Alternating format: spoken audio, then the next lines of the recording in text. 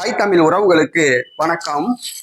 இனிமேல் ஹெலிகாப்டரில் தான் பயணம் செய்வார் என்ற தலைப்பில் இந்த காணொளியை நாம் காண்கிறோம். இனிமேல் ஹெலிகாப்டரில் தான் பயணம் செய்வார்.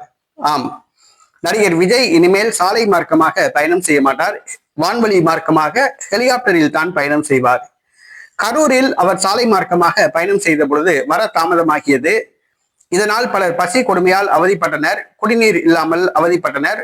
விஜய் பேச ஆரம்பித்தவுடன் மூச்சு திணறல் ஏற்பட்டு மரணம் அடைந்தனர். இந்த சூழ்நிலையில் விஜய்க்கு பலர் அறிவுரை கூறியுள்ளனர். இனிமேல் சாலை மார்க்கமாக கார்களில் பயணிக்க வேண்டாம் என்று கூறியுள்ளனர். அதனால் அவர் எந்த ஊரில் பிரச்சாரம் நடக்கின்றதோ அந்த ஊருக்கு அருகில் உள்ள விமான நிலையத்திற்கு தனி விமானத்தில் பயணம் செய்வார்.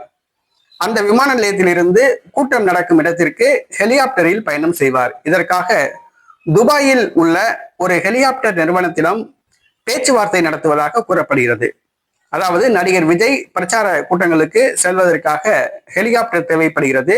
துபாயில் ஒரு ஹெலிகாப்டர் சேவை மையம் உள்ளது. அந்த மையத்துடன் பேச்சுவார்த்தை நடத்துவதாக கூறப்படுகிறது. ஆகவே நடிகர் விஜய் இனிமேல் சாலை மார்க்கமாக பயணம் செய்ய மாட்டார். வான்வெளி வழியாகத்தான் அவர் பயணம் செய்வார். எங்கு கூட்டம் நடக்கிறதோ அந்த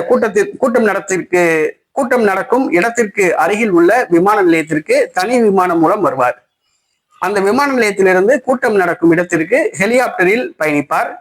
ஆகவே நடிகர் விஜய் இனிமேல் ஹெலிகாப்டரில் மட்டும்தான் பயணிப்பார்.